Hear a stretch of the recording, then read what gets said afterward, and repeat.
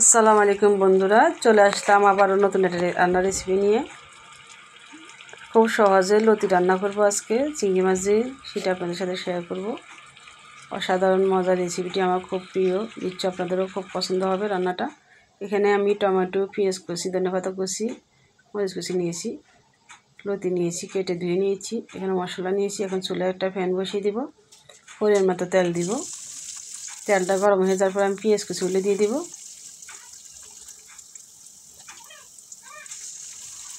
1 চামচ রসুন বাটা দিয়েছি। রসুন বাটা দিয়ে আমি একটু হালকা ভেজে নিব। রসুনের একটা কাঁচা গন্ধ থাকে, সেটাও আমার কাছে আসলে ভালো লাগে না। এখানে ধনিয়া গুঁড়া 1/2 চামচ, জিরা গুঁড়া 1/2 চামচ, মরিচ গুঁড়া 1 চামচ, হলুদ গুঁড়া 1 চামচ, পরিমাণ মতো লবণ দিয়েছি। লবণ দিয়ে একটু পানি দিয়ে ভালোভাবে কষিয়ে নিতে হবে। এভাবে আমি প্রায় 5 থেকে 6 মিনিট মশলাটা ভালোভাবে কষাবো। মশলাও খুব ভালোভাবে কষাতে হবে। মশলা না কষালে তরকারির স্বাদ বাড়বে না, খেতে ভালো লাগবে না। এখন আমি চিংড়ি মাছ দিয়ে দিব। ছোটো চিংড়ি মাছ, মাছগুলো আমি কেটে ধুয়ে নিয়েছি ভালোভাবে। ছোটো চিংড়ি মাছ অনেক ময়লা থাকে, খুব ভালোভাবে ধুয়ে নিতে হবে মাছগুলো।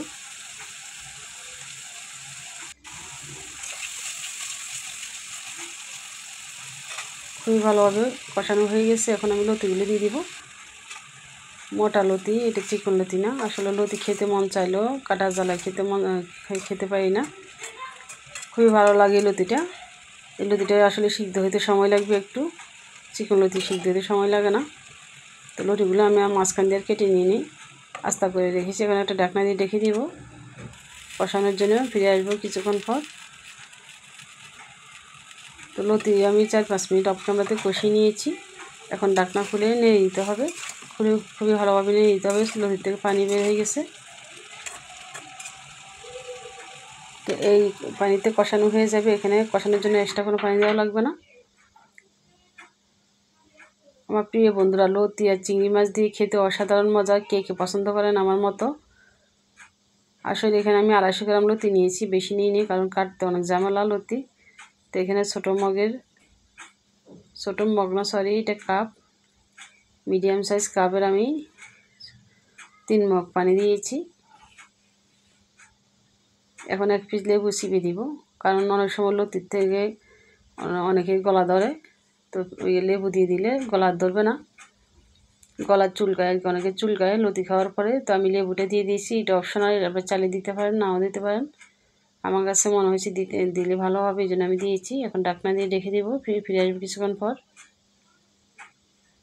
ঢাকনা খুলে আবারও আমি টমেটো ফালি করে দিয়েছি।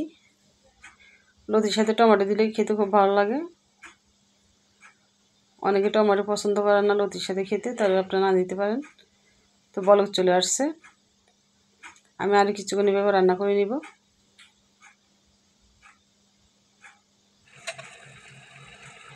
এই সবজিটা হতে বেশি সময় লাগে না আসলে, অল্প সময়তে হয়ে যায়। আমার প্রিয় বন্ধুরা, ভিডিও যদি ভালো লেগে থাকে অবশ্যই লাইক, শেয়ার এবং গঠনমূলক কমেন্ট করবেন।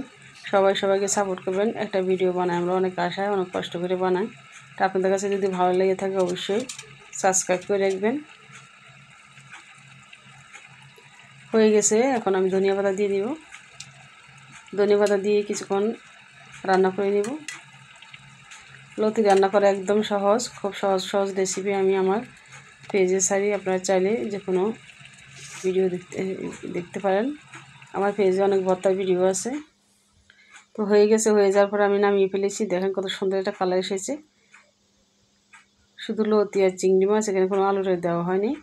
তো ভালো থাকবেন অবশ্যই। আল্লাহ হাফেজ।